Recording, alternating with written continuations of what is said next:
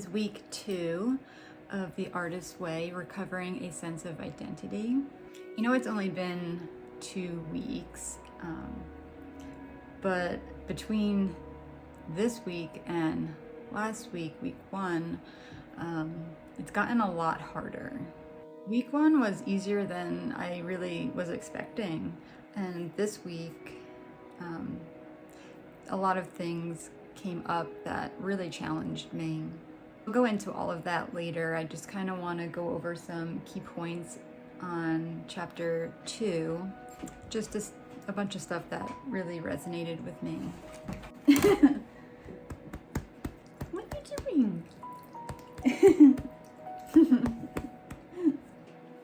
My partner is away on a business trip, and his dog, Uma, or our dog, she's very upset because he is her favorite main person, and I'm second best.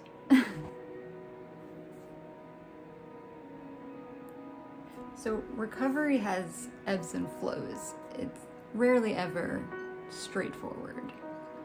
Going deeper into healing stirs up feelings of self-doubt. And the self-doubt can easily turn into self-sabotage. A sort of, as the author puts it, creative virus that we can fight with affirmations, which is just words to validate, comfort you, reassure that you're on the right path. Recovery isn't linear, and difficult feelings will rise up. I really like this quote: "Creativity flourishes when we have a sense of safety and self-acceptance. Your artist, like a small child, is happiest when feeling a sense of security. As our artist's protective parent, we must learn to place our artists with safe companions. Toxic playmates can capsize our artist's growth." This chapter talks a lot about being mindful of who you're spending your time with. Are they encouraging your growth and recovery, or would they rather you remain blocked? The kinds of people that it's kind of a good idea to be cautious around are other blocked creatives who are also really struggling, and also just toxic people in general who just kind of create chaos and drama. These sorts of people tend to be like energy vampires, like they just suck the energy out of you. And the author really warns that these types of people are destructive for creatives who are trying to recover from a block. The author did give some good advice if you have like artist friends who are blocked that are kind of keeping you from feeling stuck, is just to lead by example. Just continue going on your path, and it could even inspire other people to do the same. It's easier to surrender to creativity than remain blocked. Focus on the process and not the product.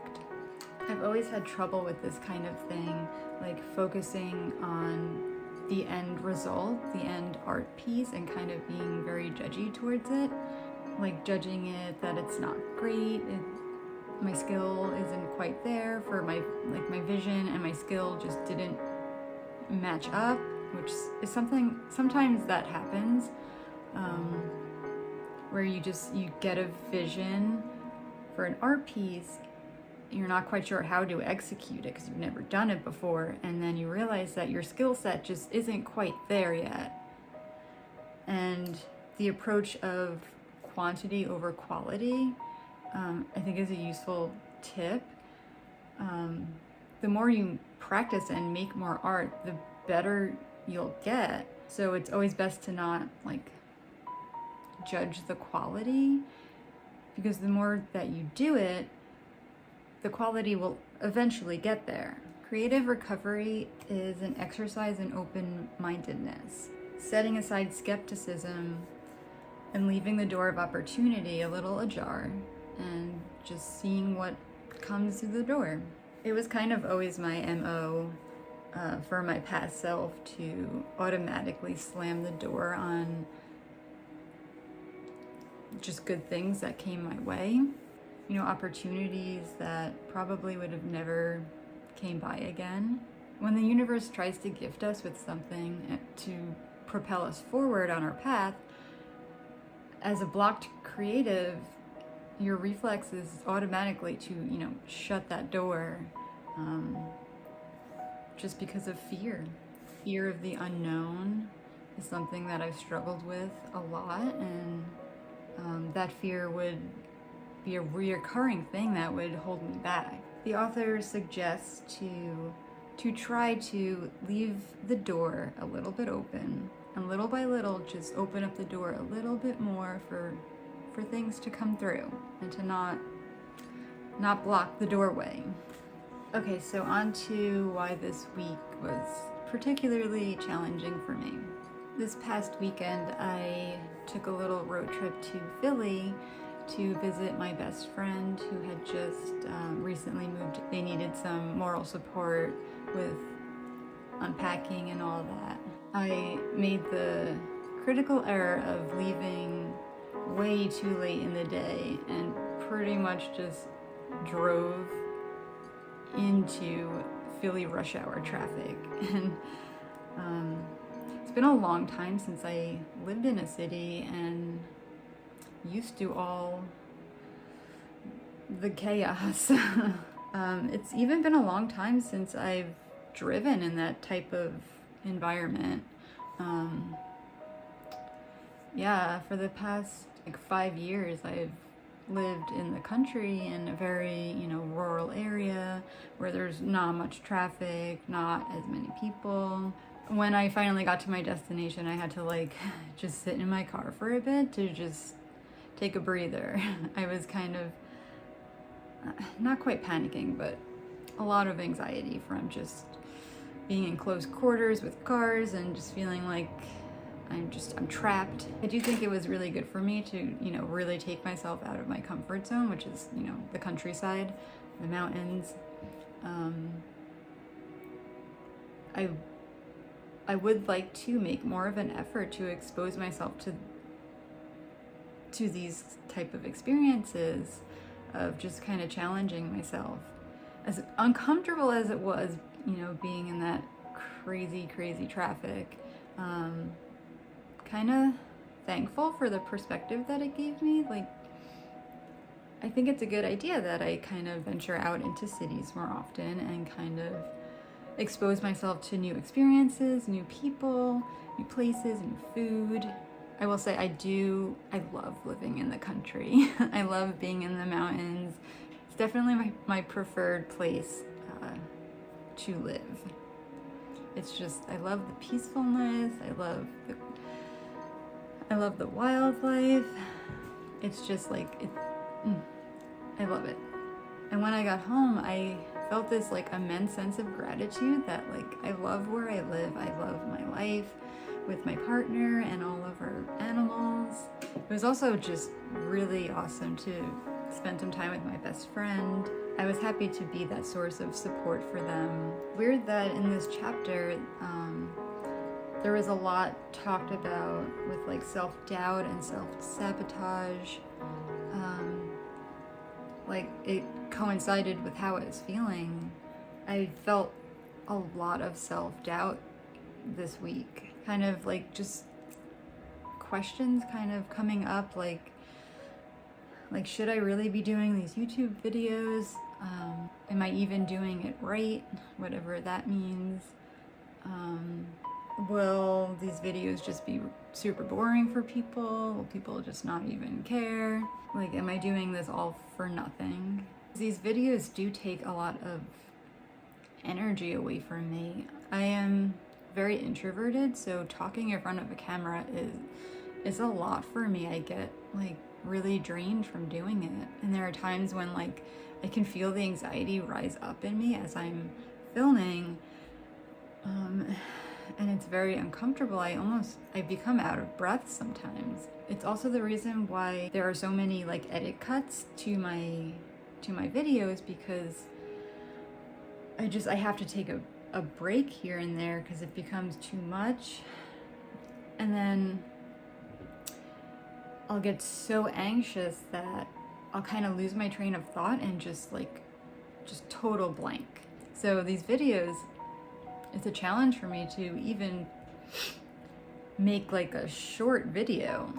The thought that I had this week, the self-doubt that was creeping up on me, of just kind of wanting to stop doing the videos altogether because of the amount of work, of the feeling, just how uncomfortable it was making me feel. It was hard for me to tell whether I wanted to quit because it's just not right for me. It's not what I really want to do with my time, or was it purely self-doubt in terms of my mind just wants to stop doing this uncomfortable, hard thing, like my mind finding an escape route. I was just completely torn on what to do. So I just kind of, internally talked it out with myself. And what really helped me decide to keep going was asking myself, would I regret it later on if I quit altogether? And the feeling I got was yes. I think I would feel regretful, and I really don't want to feel that way. I don't think it's helpful when you're trying to grow as a person, as an artist. Feeling regretful, it's only going to fuel the feeling of being stuck. So I pushed through it, and I did the thing, which is the video. And I'm really glad that I did that I showed up for myself when I was having, really negative thoughts. And I didn't want those thoughts to, make the decision for me. I think it's really important to sometimes take a step back when you're feeling a lot of emotions about something, to just not act on them right away, because it could just be like, in the moment I'm feeling like this and it'll pass. Or if this feeling keeps lingering, then I need to really reflect on that to see if, maybe it is in my best interest to stop doing this and redirect my energy elsewhere. But through self-reflection, I realized that it is in my best interest to make these videos. I think it's only going to help growth for me. I've been noticing that with each video that I'm making, I am making progress. I am feeling a little bit more comfortable each time, and I feel like I'm really growing here, and that I should just keep pushing forward. I think that's what's good for me. I'm really glad that I didn't allow my fear and anxieties to just control my life and make decisions for me, and that I took a step back and assessed the situation and figured out something that worked for me without just quitting altogether. I'm really proud of myself this week. It was a tough week. I pushed myself out of my comfort zone. It was not fun at times. I think I can do it. I think I can do all that I want to do. I think I can continue making these videos and work on my shop and just do all the things that I really want to do. Okay, so I'm gonna wrap it up with all of that. Thank you for watching and being here with me on my journey through creative recovery. See you all in my next video.